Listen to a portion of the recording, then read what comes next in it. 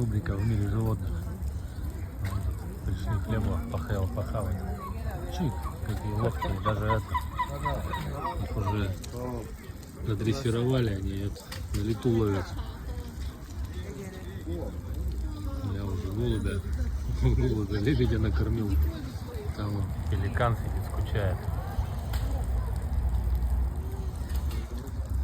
Вот такой вот, то есть контактный зоопарк. Хоп.